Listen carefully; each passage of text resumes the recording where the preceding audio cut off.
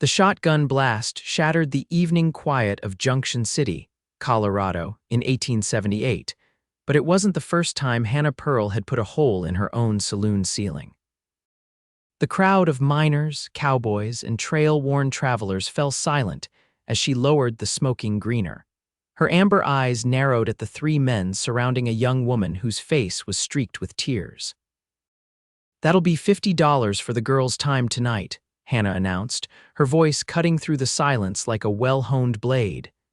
"And another 20 for the ceiling repair." Laughter erupted from the three men cattle drivers passing through with more money than sense and less respect than either. $50, the burliest one wheezed through his laughter. "For this little prairie dove, I wouldn't pay 10, Hannah didn't flinch. At 26, she'd heard it all before. The Pearl Saloon was hers, bought with blood and sacrifice after her father's death 3 years prior. It wasn't the most respectable establishment in the Colorado territory, but it was hers, and she protected her girls fiercely. "The price stands," she said coolly. "Miss Lily sets her own rates in my establishment." The man's face darkened. "No woman's worth that much, especially not one who sells her company." "She's beyond price," came a deep voice from the doorway, "and still I'll pay it." Every head turned to the tall figure silhouetted against the dying light of day. Quincy Vaughn stepped into the saloon, trail dust still clinging to his duster, the silver spurs on his boots jingling softly with each deliberate step. His dark eyes took in the scene with practiced calm, but Hannah could see the tension in his jaw. Quincy was a cattleman himself, but of a different breed than the three troublemakers. He'd built the Double V Ranch into one of the most prosperous in the territory through hard work and fair dealing. Hannah had known him for 3 years, ever since he'd helped her bury her father. They developed a cautious respect for one another, though they rarely exchanged more than pleasantries when he came to town. "This ain't your business, Vaughn," the burly man growled, hand hovering near his pistol. Quincy unbuttoned his duster, revealing the Colt at his hip. "I'm making it my business, Cooper. Miss Hannah sets the rules in her establishment. You either respect them or leave." Hannah watched as Quincy reached into his vest and pulled out a small leather pouch. He tossed it onto the bar counter with a heavy clink of coins. "50 for the lady's time," he said. "20 for the ceiling, and whatever these men owe for their drinks before they take their leave." Cooper's face reddened. "You paying for a whore you ain't even taking upstairs." In one fluid motion, Quincy closed the distance between them, his fist connecting with Cooper's jaw before anyone could blink. The larger man crashed into a table, sending glasses and cards flying. "That's no way to speak about a lady," Quincy said quietly, standing over the fallen man. "Now, I believe you and your friends were just leaving." Hannah kept the shotgun trained as Cooper's companions helped him to his feet, and the three men stumbled toward the door, muttering threats. Only when they were gone did she lower the weapon and let out a breath she hadn't realized she was holding. Quincy turned to Lily, who was trembling in the corner. "You all right, miss?" The young woman nodded, wiping away her tears. "Yes, sir, thank you." Hannah moved around the bar, resting a hand on Lily's shoulder. "Go on upstairs and rest. No more customers tonight." As Lily retreated upstairs, Hannah faced Quincy, unsure what to make of his intervention. She wasn't accustomed to being rescued. She'd been taking care of herself since she was 16. "That was unnecessary," she said, nodding toward the pouch on the counter. "I had it under control." A hint of a smile played at the corners of Quincy's mouth. "I don't doubt it. But even the fiercest wolf appreciates a hunting partner now and then." Hannah arched an eyebrow. "Is that what we are now, partners? Just a neighbor lending a hand?" He removed his hat, revealing dark hair in need of a trim. "Though I would appreciate a drink if you're offering." For the first time that evening, Hannah allowed herself a small smile. "I suppose I can manage that." She didn't know it then, but that moment, with the smell of gunpowder still hanging in the air and the evening light casting long shadows across her saloon floor, was the beginning of something neither of them had been looking for. Hannah poured 2 glasses of whiskey, sliding one across the bar to Quincy. "What brings you to town? Thought you'd be busy with the spring calving." "Supplies," he answered, taking a measured sip. "And a letter from back east. My sister's coming to visit next month." Hannah raised her eyebrows. A proper Eastern lady in Junction City? That should be interesting. She's not as proper as she pretends to be. A genuine smile softened his weathered features. Clara's got more spirit than half the cowboys I've known. The saloon gradually returned to its normal buzz of activity, cards shuffling and piano playing resuming. Hannah found herself studying Quincy more closely than she had before. She'd always considered him handsome in that rugged frontier way, with his broad shoulders and the lines around his eyes that deepened when he smiled. But tonight, something felt different. "You've got a reputation as a hard man, Vaughn," she said, refilling his glass. "But I've never seen you throw a punch before," he shrugged. "I don't much care for bullies or men who don't respect women, even women like me and my girls." His dark eyes met hers directly. "Especially women like you. You've built something here, Hannah. Not everyone could have done what you did after your father passed." The compliment warmed her more than the whiskey. Few people in town remembered that the Pearl Saloon had been on the verge of ruin when her father died, leaving behind nothing but debts and a crumbling building. She'd transformed it, adding rooms upstairs for her evening companions, but also creating a space where travelers could get a decent meal and an honest game of cards. "People in town still talk," she said quietly. "About what kind of woman runs a place like this?" "People talk too much and think too little," Quincy replied. He finished his drink and placed his hat back on his head. "Thank you for the whiskey, Miss Pearl. I should be getting back to my ranch before full dark." Hannah walked him to the door, suddenly reluctant to see him go. "Thank you for stepping in earlier, though I could have handled Cooper and his friends." "I don't doubt it." He paused at the threshold. "But every now and then it's nice not to have to handle everything alone." With that, he was gone, his tall figure disappearing into the gathering dusk. Hannah stood in the doorway longer than necessary, pondering his words and the strange flutter they'd caused in her chest. 3 days later, Hannah was tallying the previous night's earnings when the saloon doors swung open, bringing with them a gust of spring wind and the town's most notorious gossip, Mrs. Abigail Montgomery. "Hannah Pearl." The older woman exclaimed, clutching her reticule as if Hannah might steal it. "I need a word with you immediately." Hannah sighed, tucking her ledger under the bar. "What can I do for you, Mrs. Montgomery?" The woman's sharp eyes darted around the empty saloon before she leaned across the bar. "It's about your association with Quincy Vaughn." "My what?" Hannah asked, genuinely confused. "Don't play innocent with me, young lady. The whole town is talking about how he defended your honor the other night, paid $50 for one of your girls and didn't even." She lowered her voice to a scandalized whisper. "Take advantage of the arrangement." Hannah felt heat rising to her cheeks. "Is there a point to this visit, Mrs. Montgomery? I have a business to run." "Indeed you do. A business that corrupts our fine community," the woman sniffed. "But that's not why I'm here. The Church Ladies Auxiliary is hosting a fundraiser to build a proper schoolhouse, and we need donations." "And you came to me?" Hannah couldn't hide her surprise. "Your money spends the same as anyone else's," Mrs. Montgomery said primly. "Though I'd prefer if you didn't attend in person. It wouldn't be appropriate." Hannah felt the familiar sting of rejection, though she should have been used to it by now. The respectable women of Junction City were happy to take her money, but would never accept her among them. "I see," she said coldly. "How much are you looking for?" Mrs. Montgomery named a sum that made Hannah's eyebrows rise, but she opened her safe without comment and counted out the bills. "Here," she said, sliding the money across the counter. "For the children." The older woman tucked the money away quickly, as if it might taint her by prolonged contact. "Thank you. Though I should mention, Quincy Vaughn is on our building committee. He's quite invested in the school's success. His late wife was a teacher, you know." Hannah hadn't known. In 3 years of casual acquaintance, she'd never heard him mention a wife. "No, I didn't know that," she admitted. Mrs. Montgomery's expression turned smug. "Elizabeth Vaughn, a lovely, refined woman from Denver. Consumption took her 5 years ago. Quincy was devastated." She adjusted her bonnet. "Just thought you should know where things stand before you set your cap for him. A man like that, with his standing and wealth, he won't settle for a saloon keeper, no matter how pretty." With that parting shot, the woman sailed out the door, leaving Hannah seething. She hadn't been setting her cap for anyone, least of all Quincy Vaughn.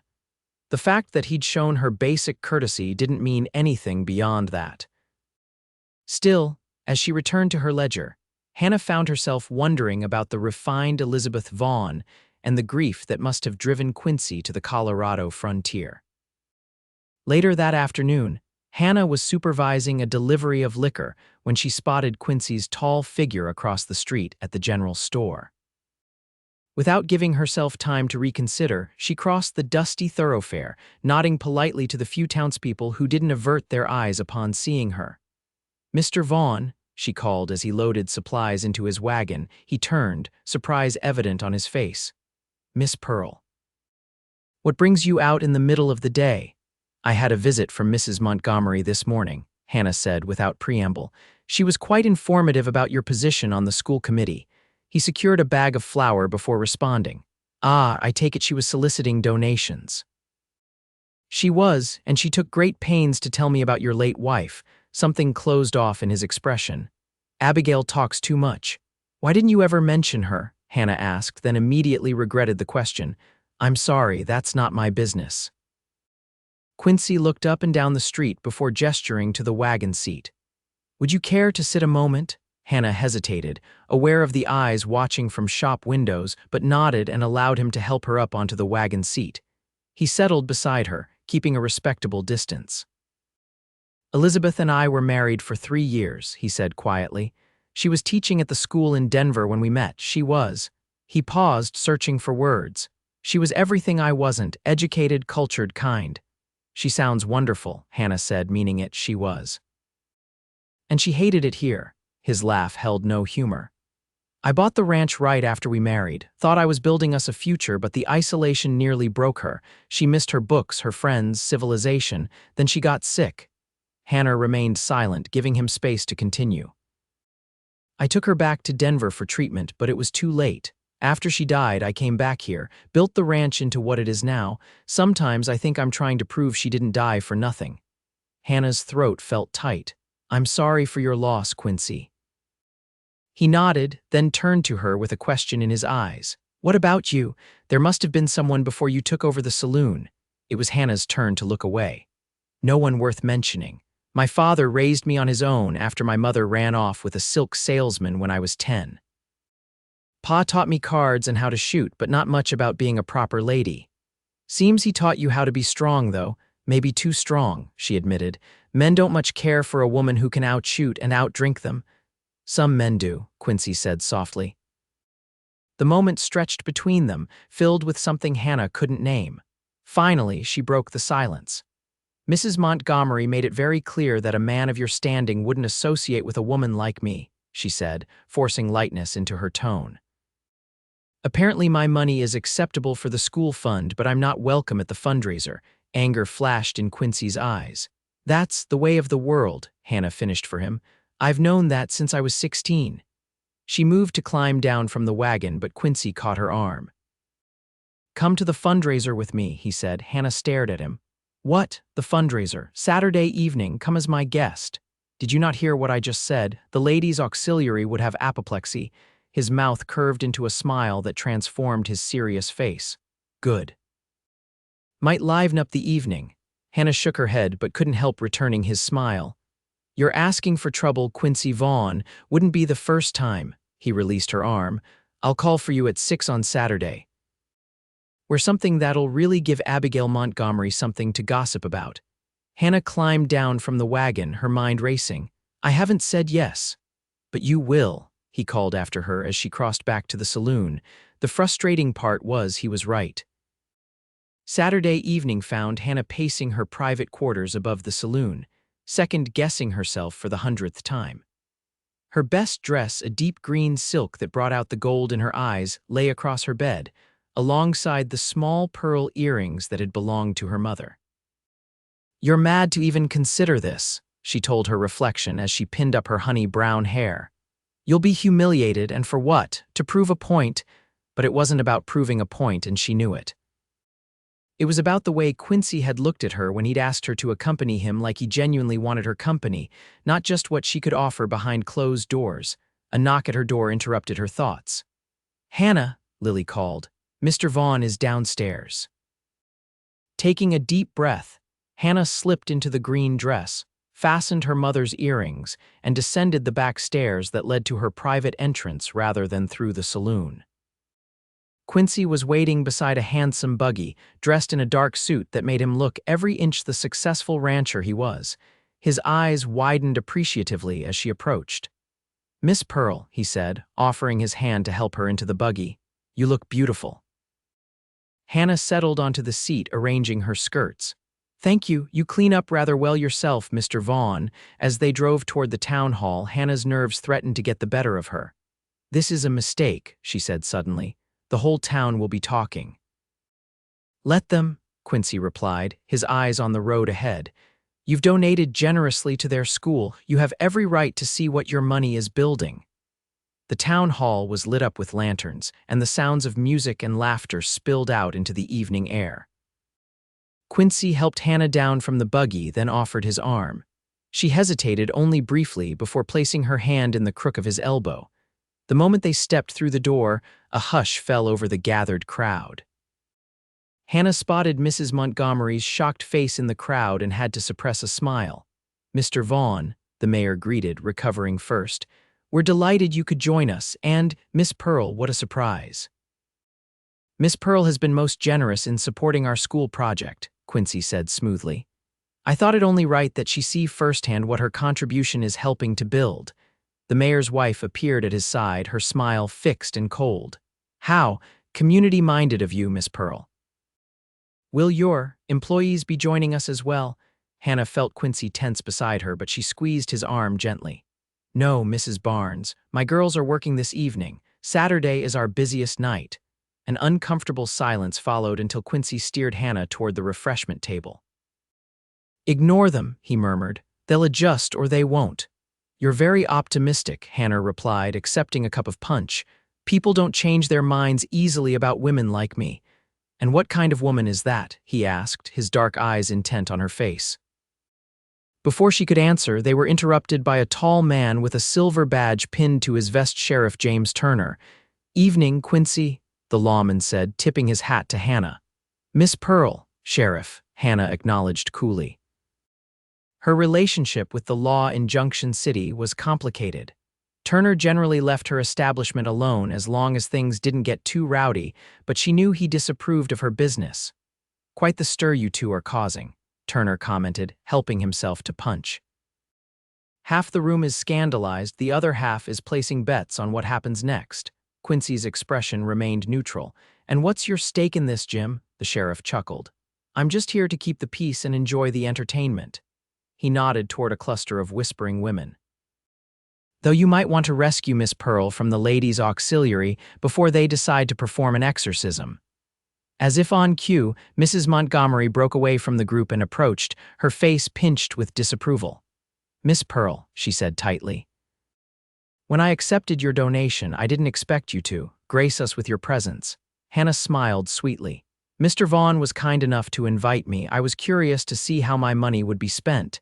"Yes, well," the older woman's gaze flicked to Quincy. "I'm sure your contribution is appreciated, though some might question the propriety of certain arrangements." Quincy stepped forward. "If you have something to say, Abigail, say it plainly." Mrs. Montgomery drew herself up. "Very well. It's inappropriate for a respectable businessman like yourself to escort a woman of Miss Pearl's profession to a community event. It sends the wrong message to the children." Hannah felt her cheeks burn with humiliation, but before she could respond, Quincy's voice cut through the tension. "The only message being sent tonight is that this community values all its members, regardless of their occupation." His tone was pleasant, but Hannah could hear the steel beneath. "Miss Pearl employs half a dozen women who might otherwise be destitute.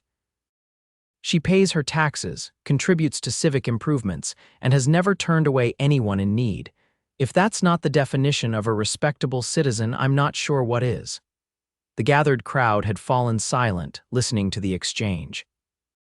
Mrs. Montgomery's face had gone from pinched to thunderous. "Well, I never," she sputtered. "No, you never have," Quincy agreed, "and perhaps that's the problem." He turned to Hannah, offering his arm once more. "I believe they're starting the dancing. Would you do me the honor, Miss Pearl? Hannah took his arm, heart pounding. I would be delighted, Mr. Vaughn. As he led her to the dance floor, the crowd parted like the Red Sea. The musicians hesitated until Sheriff Turner called out, "Play something lively, boys. It's a celebration, not a funeral." The fiddle struck up a reel and Quincy swept Hannah into the dance. He moved with unexpected grace for such a tall man, guiding her through the steps with confidence. "You're full of surprises, Mr. Vaughn," Hannah said as they circled each other. "I didn't take you for a dancer." "Elizabeth insisted I learn," he replied, a hint of sadness crossing his features before it was replaced by something warmer. "I'm glad of it now." Gradually, other couples joined them on the floor, though many still watched from the sidelines, whispering behind their hands. Hannah was acutely aware of every stare, every murmured comment, but for the first time in years, she found she didn't care quite so much. As the evening progressed, the initial shock of her presence wore off, and a few of the more open-minded townspeople even engaged her in conversation about the school project. By the time Quincy suggested they take their leave, Hannah was feeling almost giddy with the novelty of being treated like any other woman at a social gathering. The night air was cool as they stepped outside, the stars brilliant in the clear Colorado sky. Quincy helped Hannah into the buggy and then climbed up beside her. "Thank you," she said softly as they pulled away from the town hall, "for defending me. You didn't have to do that." "I did," he replied simply. Abigail Montgomery and her kind have been passing judgment for too long without anyone challenging them. They rode in comfortable silence for a while, the only sounds the creak of the buggy and the steady clip-clop of the horses' hooves. "Where are we going?" Hannah asked when she realized they weren't heading back toward the saloon. "I thought you might like to see the school site," Quincy said. "If that's all right," Hannah nodded, curious despite herself. The buggy turned onto a side road that led to the edge of town, where a partially constructed building stood silhouetted against the night sky. Quincy helped her down and led her toward the structure. "It's not much to look at yet," he admitted as they walked around the foundation. "But by fall, there should be a proper schoolhouse with 2 classrooms and quarters for a teacher." Hannah ran her hand along the rough-hewn timber. "It's bigger than I expected. Junction City is growing. The railroad will be here within 2 years. We'll need educated people to build the future." "It's a fine thing you're doing," Hannah said, meaning it. "Children deserve a chance at something better." Quincy studied her face in the moonlight. "Is that what you wanted? Something better?" Hannah looked away. "What I wanted stopped mattering a long time ago, Mr. Vaughn." "Quincy," he corrected gently. "After tonight, I think we're well past formalities, don't you?" She smiled despite herself. "Quincy, then." He moved closer, his tall figure blocking the moonlight. "What do you want now, Hannah?" The question caught her off guard. No one had asked her that in years what she wanted, rather than what she could provide. "I don't know," she admitted. "I've been surviving for so long, I've forgotten how to want things for myself." His hand came up to touch her cheek, calloused fingers surprisingly gentle against her skin. "Maybe it's time to remember." Hannah's heart thundered in her chest as he leaned down, his intention clear. She had been kissed before many times by men who wanted something from her. But as Quincy's lips met hers, she realized no one had ever kissed her like this, with tenderness, with reverence, as if she were something precious rather than something to be used. When they broke apart, Hannah was trembling, and not from the cool night air. "I should take you home," Quincy said, his voice rough. The drive back to the saloon was quiet, both of them lost in thought. When they arrived, the sounds of revelry spilled out into the street Saturday night in full swing. Hannah felt a pang of something like shame, remembering who she was and what she did. Quincy helped her down from the buggy and walked her to the private entrance at the side of the building. "Thank you for accompanying me tonight," he said formally, though his eyes were warm. "Thank you for asking me," Hannah replied. She hesitated, then added, "What happens now?" "That depends on you," Quincy said. "I'd like to call on you properly if you'll allow it." Hannah laughed softly. "There's nothing proper about calling on me, Quincy. You know what people will say." "Let them talk," he said with a shrug. "I've spent 5 years letting other people's expectations dictate my life. I'm tired of it." Before Hannah could respond, the saloon door burst open and Lily rushed out, her face pale with fear. "Hannah, thank God you're back." "It's Cooper and his men. They're tearing up the place, demanding to see you. They're drunk and armed, and Jake can't handle them alone." Hannah's hand went instinctively to her side before she remembered she wasn't wearing her usual pistol. "Damn it," she muttered, then glanced at Quincy. "I need to deal with this." His expression hardened. "Not alone, you don't. This isn't your fight. It is now." He unbuttoned his jacket and drew the revolver from his belt. "Lead the way." The scene inside the saloon was chaos.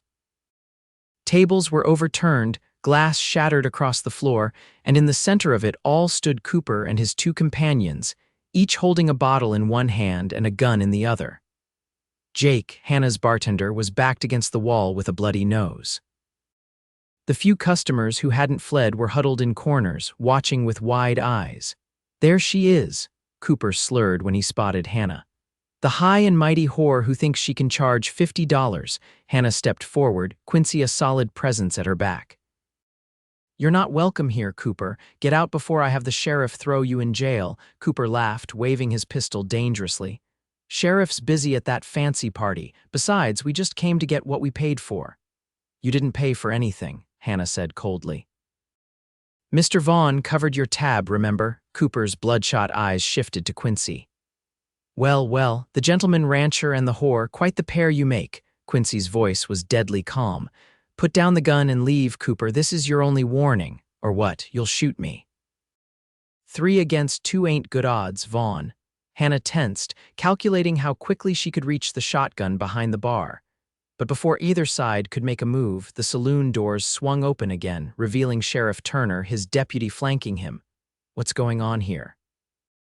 Turner demanded, his hand on his holstered weapon. Cooper spat on the floor.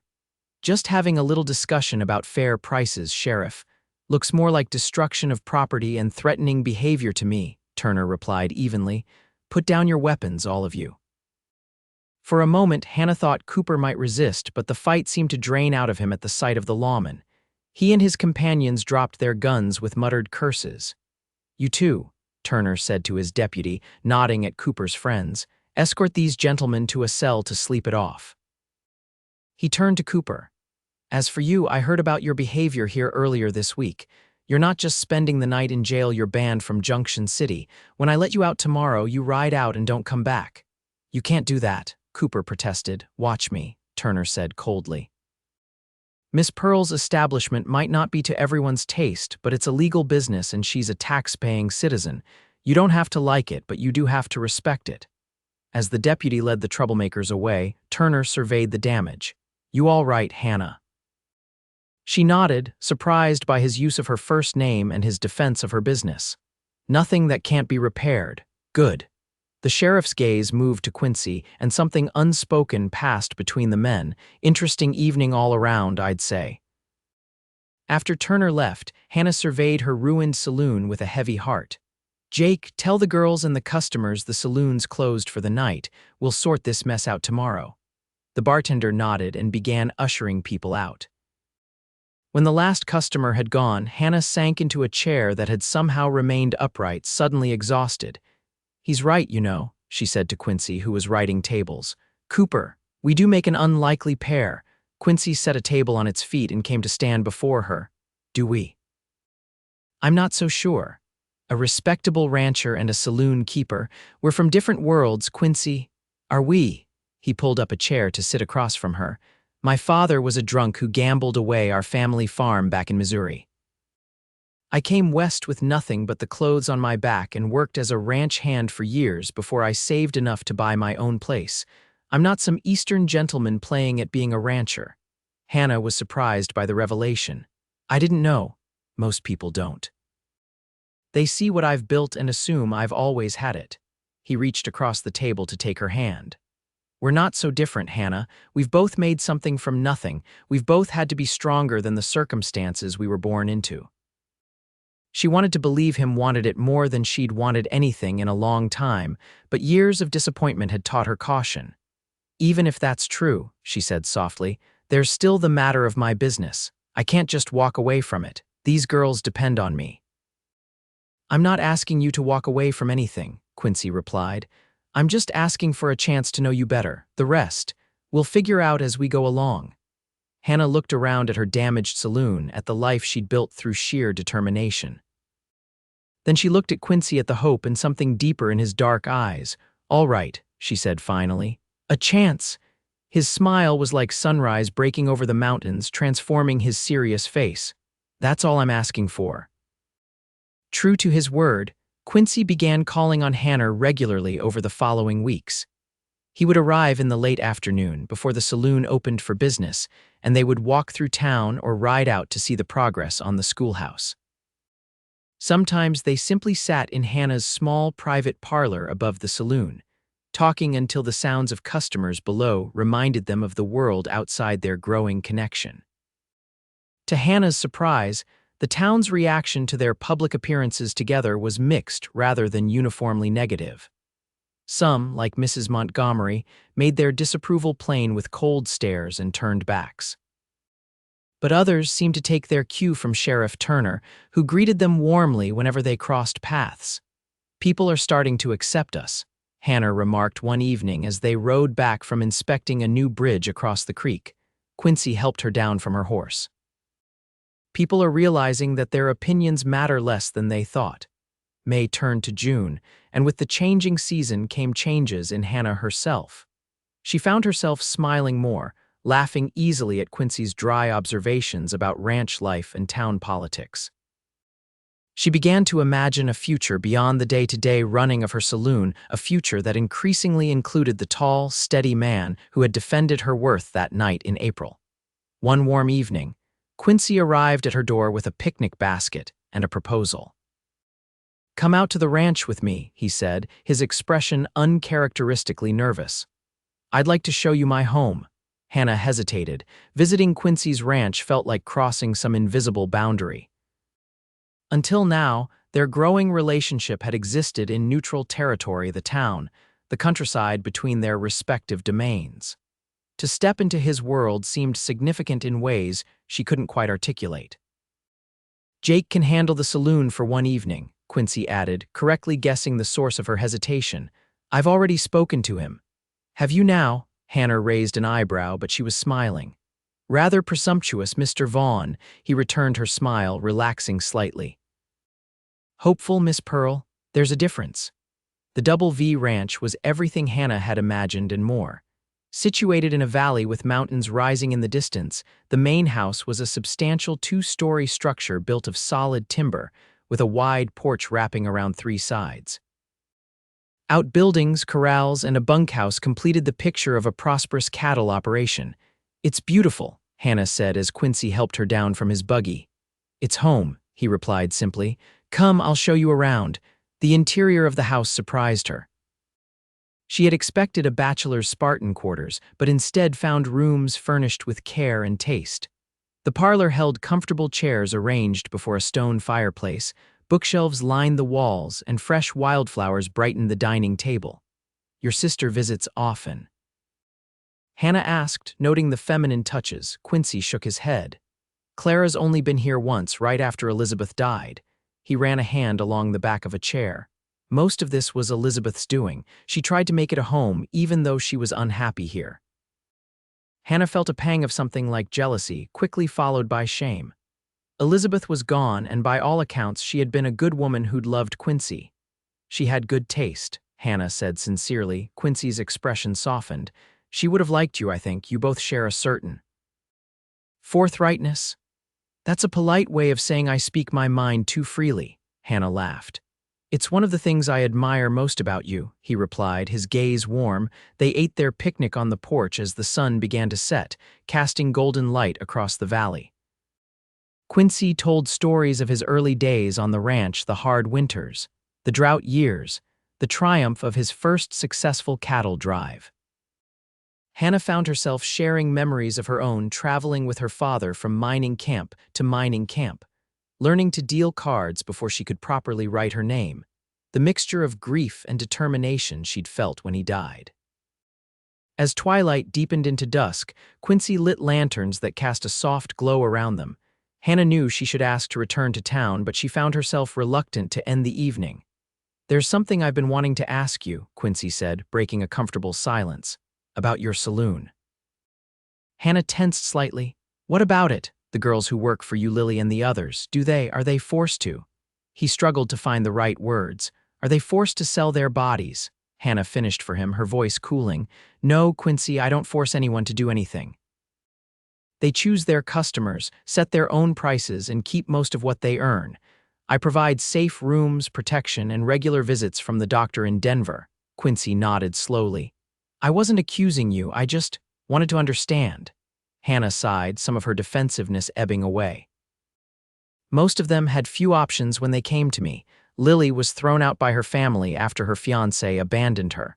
Mary was widowed with 2 children to feed. They do what they must to survive. And you, was it what you had to do to survive? The question hung in the air between them, more intimate than any touch. No, Hannah said finally. I've never sold myself that way. My father taught me cards, and I was good enough to make a living at the tables. After he died, I won the saloon in a poker game from a man who thought a woman couldn't possibly know when to hold and when to fold. Relief crossed Quincy's features, followed immediately by embarrassment.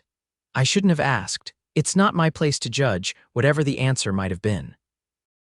But it mattered to you, Hannah observed. The answer mattered. He met her gaze directly.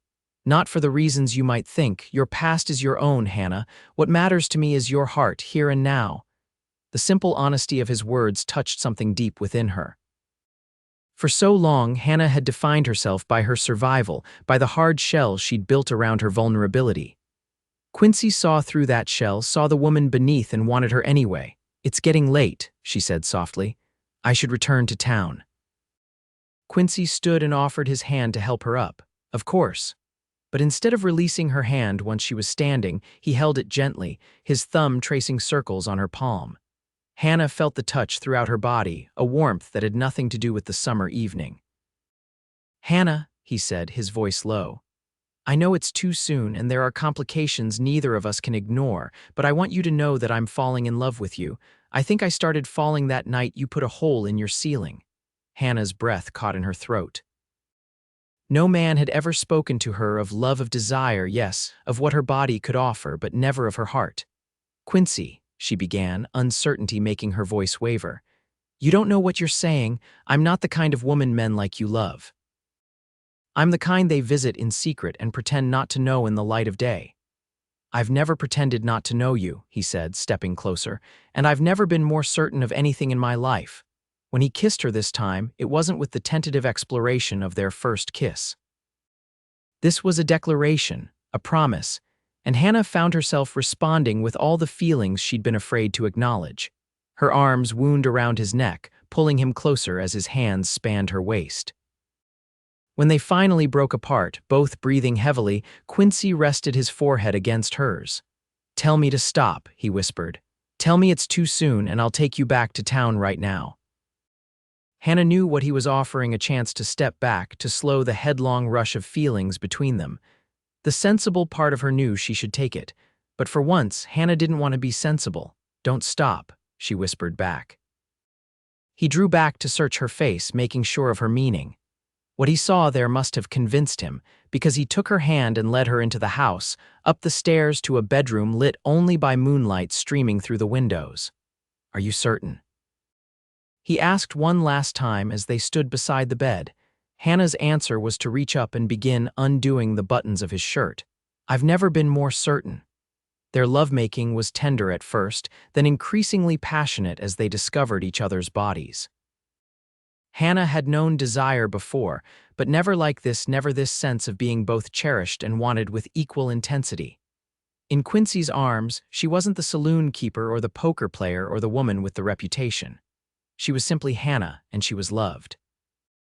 Afterward, lying in the circle of his arms with her head on his chest, Hannah felt a peace she hadn't known in years, perhaps ever. The steady beat of Quincy's heart beneath her ear was like a promise of safety, of belonging, of a future she had never dared to imagine. What are you thinking? Quincy asked, his fingers tracing patterns on her bare shoulder. That this changes everything, she replied honestly, and that I'm afraid of what comes next. He shifted to look down at her. What do you mean? Hannah sat up, drawing the sheet around her. This us it can't last, Quincy. Not in the real world. Tonight has been perfect. But tomorrow I go back to being the saloon keeper, and you go back to being the respectable rancher, and eventually you'll realize that the gap between those two lives is too wide to bridge." Quincy sat up as well, his expression serious in the moonlight.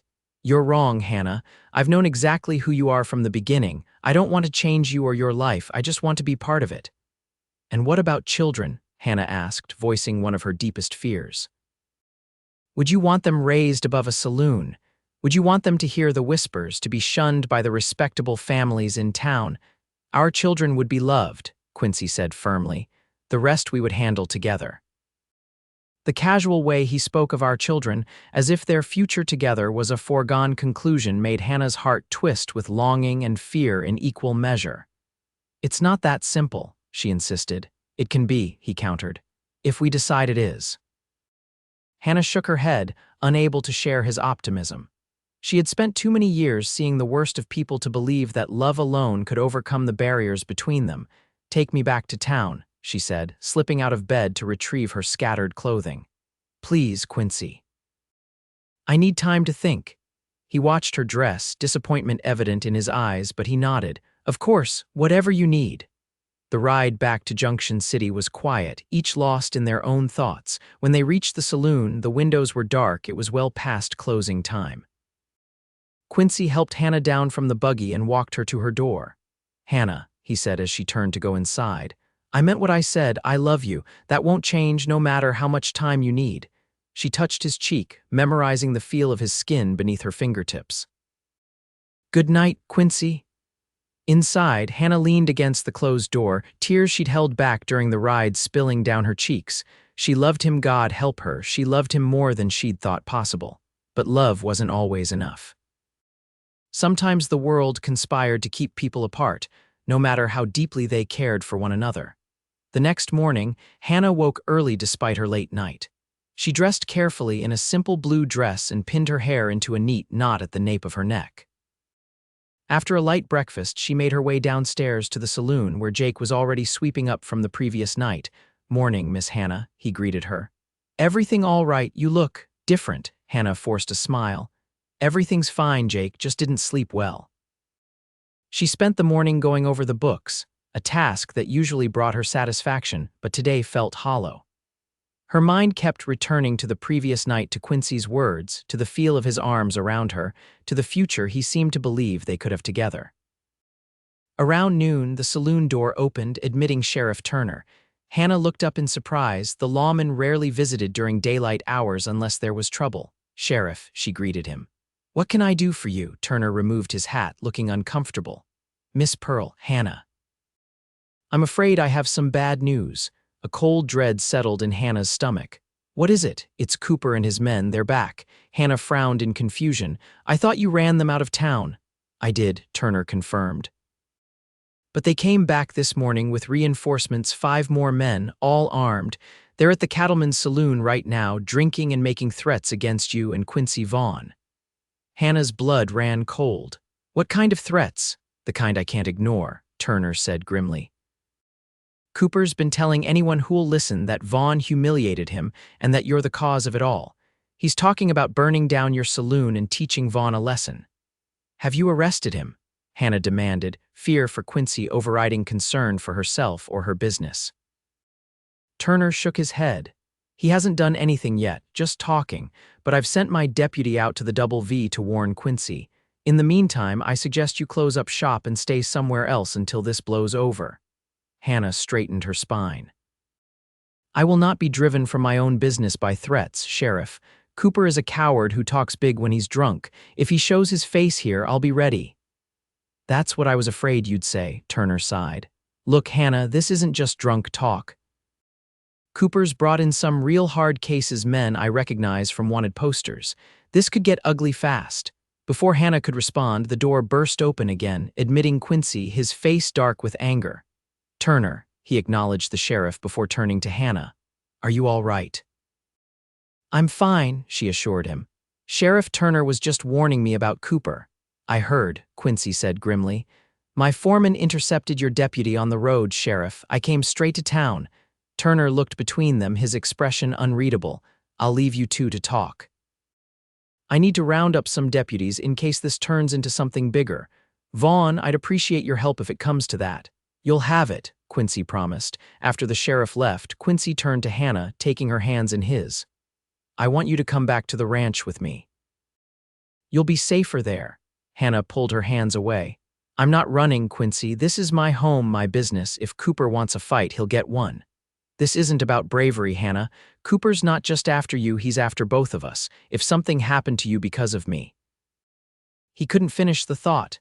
It wouldn't be because of you, Hannah said firmly. Cooper's a bully who can't stand that a woman stood up to him.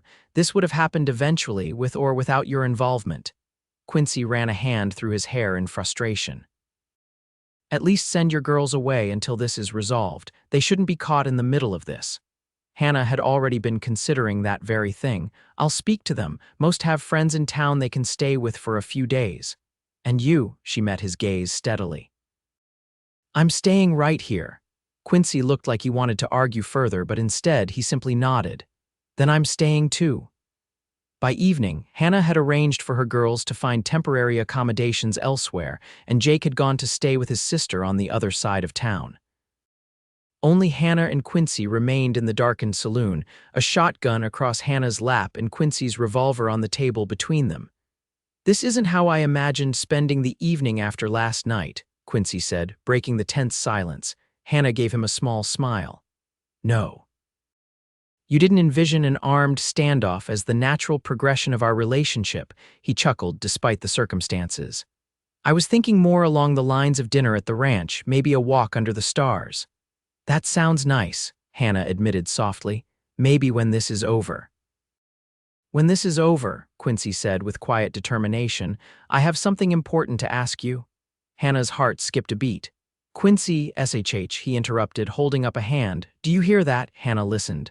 The sound of approaching horses broke the night's stillness. Many horses. Get down, Quincy ordered, moving to the window to peer outside. Hannah joined him, careful to stay in the shadows. What she saw made her blood run cold. At least 8 men on horseback were approaching the saloon, Cooper at their lead. Several carried torches, their flames guttering in the night breeze. They're going to try to burn us out, Hannah whispered. Quincy's jaw tightened. Not if I have anything to say about it. He checked his revolver and moved toward the door. Hannah caught his arm. What are you doing? Ending this before it goes too far, he replied. Stay here. Like hell I will, Hannah said, cocking her shotgun. This is my fight too. Before either of them could move, the front window shattered as a bottle sailed through, flames erupting as it broke against the floor.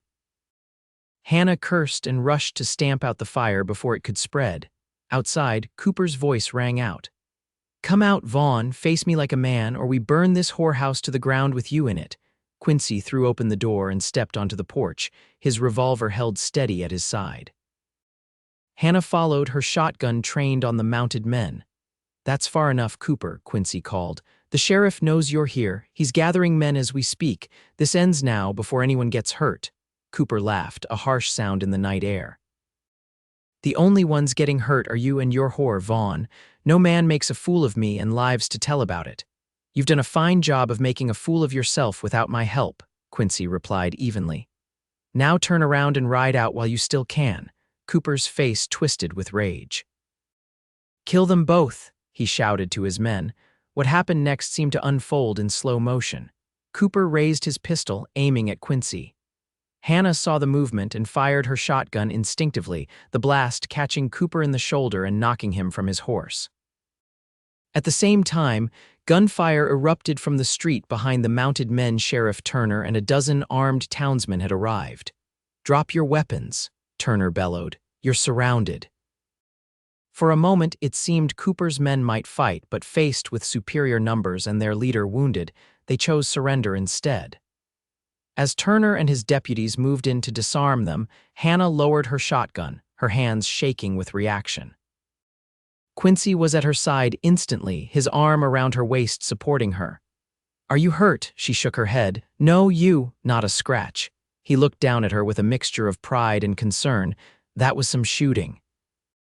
My father taught me well, Hannah replied, attempting a smile that didn't quite reach her eyes. Sheriff Turner approached after ensuring the prisoners were secured.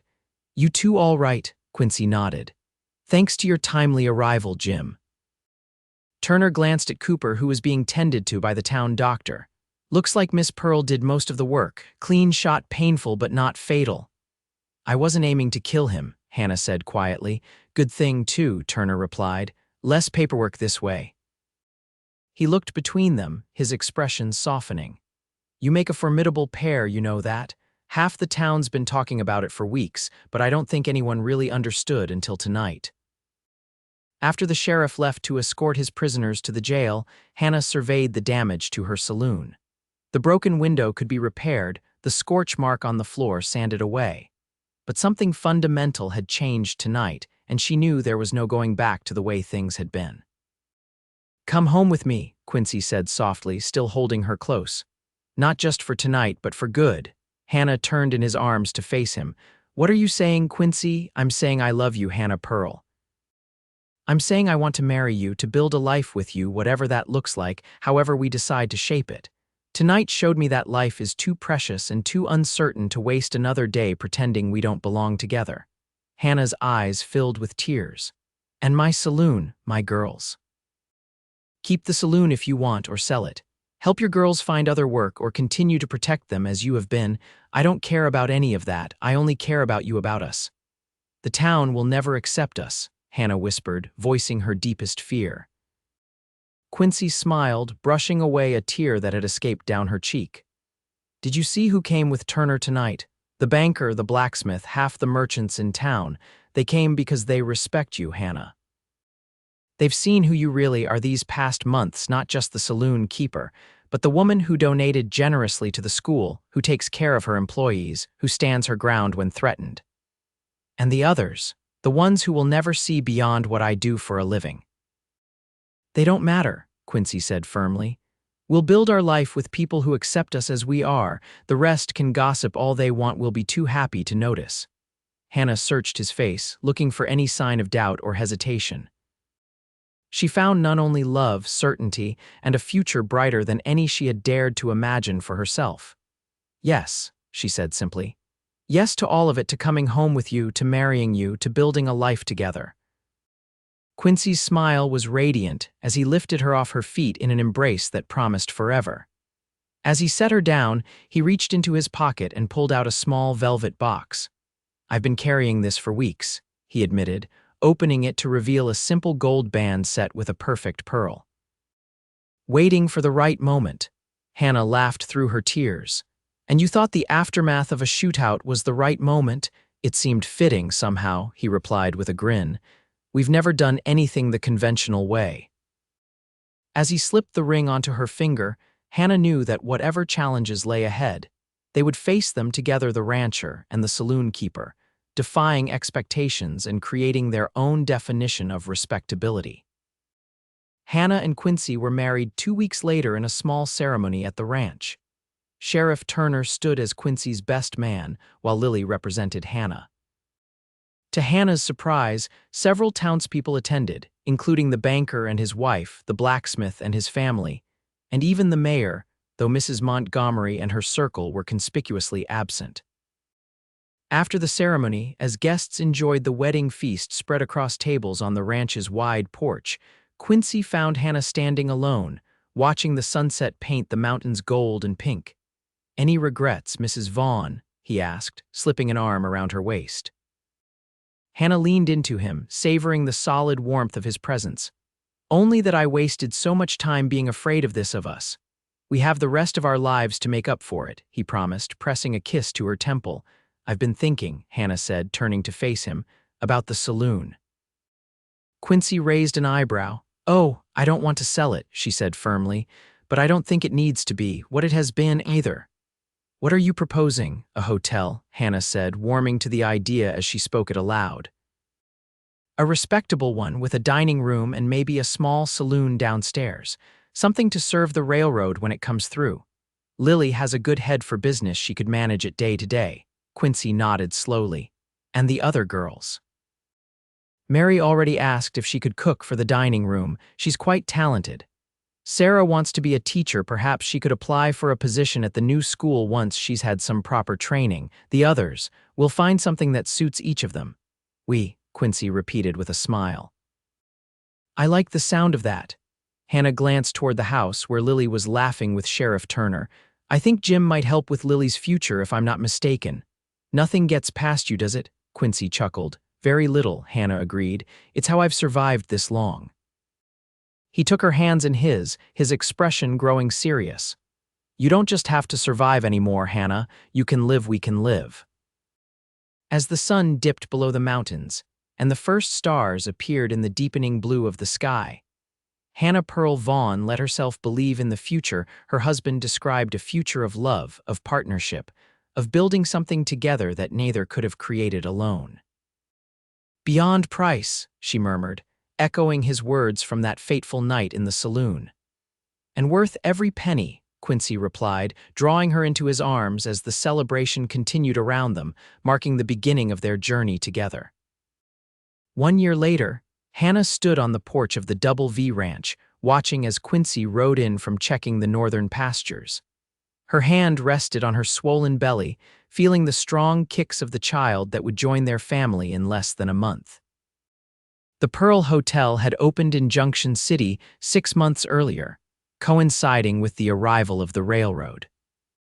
Under Lily Turner's management, she had married the sheriff in a quiet ceremony just after Christmas. It had quickly become the preferred accommodation for travelers and businessmen coming through on the train. Hannah still kept an office there, overseeing the accounts and major decisions, but most of her time now was spent at the ranch, preparing for the baby and enjoying the life she and Quincy had built together. As Quincy dismounted and handed his horse off to one of the ranch hands, his face lit up at the sight of her waiting for him. Even after a year of marriage, that smile still made Hannah's heart skip a beat. How are my two favorite people today? He asked, climbing the steps to kiss her. Restless, Hannah replied, guiding his hand to feel the baby's movements. I think he's going to be as stubborn as his father. Or as determined as his mother, Quincy countered with a grin. Did the doctor come by? Hannah nodded. He says everything looks perfect. Another few weeks, and we'll be parents. The wonder in Quincy's eyes as he knelt to press a kiss to her belly was something Hannah knew she would treasure forever. They had chosen to name their child Thomas if it was a boy, after Hannah's father, or Elizabeth if it was a girl, honoring the woman who had loved Quincy first. I have news from town, Quincy said as he straightened. The school board met yesterday. They voted to name the new school after your father. Hannah's eyes widened in surprise. Thomas Pearl Elementary, are you serious? Completely. It was Sheriff Turner's idea, actually. He said the town owes a debt to the Pearl family for their contributions to Junction City's growth. Tears filled Hannah's eyes. Pa would have been so proud, not of the saloon maybe, but of the hotel, of what we've built here. Of you. Quincy drew her into his arms, careful of her belly. I wish I could have known him. He would have liked you, Hannah said with certainty. He always said a man's worth was in his actions, not his words. You've proven your worth 100 times over. That evening, as they sat on the porch watching the stars emerge, Hannah reflected on the journey that had brought them to this moment. From that first night when Quincy had declared her beyond price, through the struggles and triumphs of the past year, to the future stretching before them, a future that once would have seemed impossible for a woman like her. What are you thinking about? Quincy asked, his hand finding hers in the gathering darkness. About price, Hannah replied thoughtfully. About worth. About how sometimes the most valuable things in life are the ones you never thought you deserved. Quincy squeezed her hand. You deserve every happiness, Hannah Vaughn. Never doubt that. As their child kicked beneath her heart, and the man she loved held her hand beneath the vast Colorado sky, Hannah Pearl Vaughn finally believed him.